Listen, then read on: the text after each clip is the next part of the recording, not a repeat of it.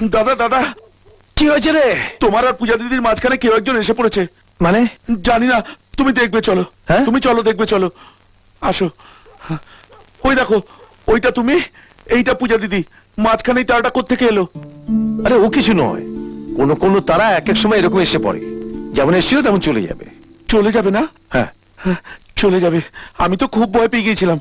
চলে যাবে, হ্যাঁ চলে যাবে, চলে যাবে। শুক্তায়াটা পূজা, ওটা ইন্দ্রদা, তাহলে মাঝখানেরটা কি? এই, হ্যাঁ, আকাশের দিকে তাকিয়ে কি দেখছিস? আসলে আমি জানার চেষ্টা করছি ওই মাঝখানের তারাটা কি। ওটা তুই নয়, যা।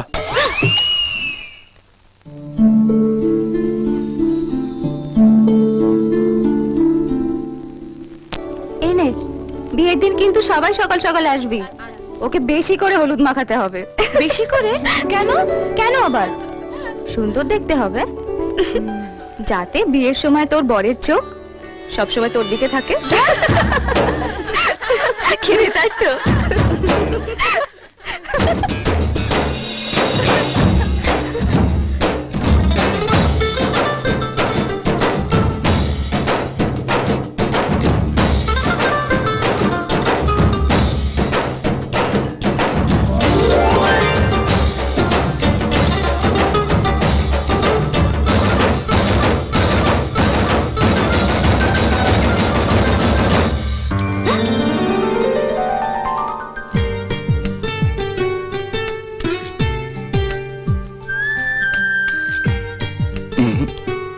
এটা নয়, তাহলে এর চেয়েও বেশি মিষ্টি খেতে ইচ্ছে করছে। এর চেয়ে মিষ্টি তো আর কিছু নেই।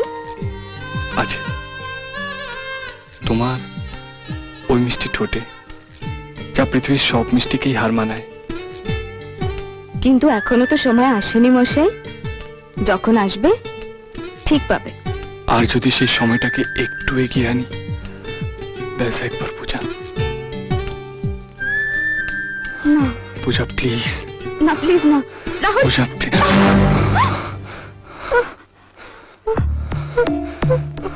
সরি রাহুল। আচ্ছা কার্তিক দা, ক্যাটারিং এর লোকগুলো কখন আসছে? ওই তো সন্ধ্যাবেলা আসবে, এসে লিস্টটা নিয়ে যাবে বলেছে। রাহুল, হুম। রাহুল। মা, আমার রুমাল কোথায়?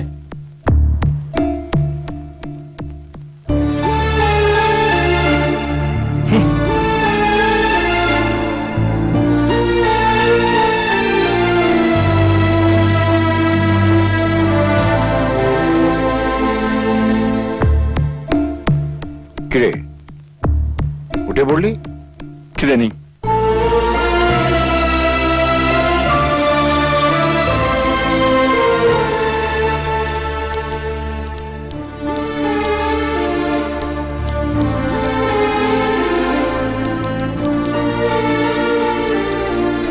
ভুল হয়ে গেছে আমার।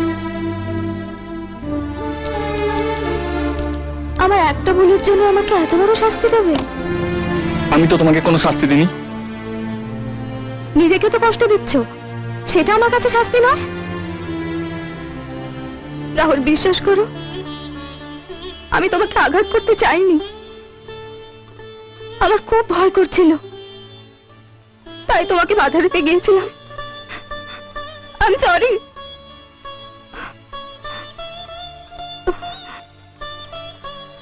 তুমি যদি চাও আমায় কিস করতে পারো, তুমি যা বলবে আমি তাই শুনবো,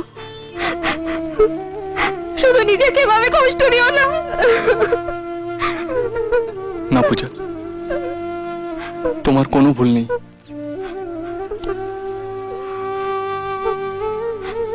বরং আমার ভুলটাকে তুমি শুধরে দিয়েছো।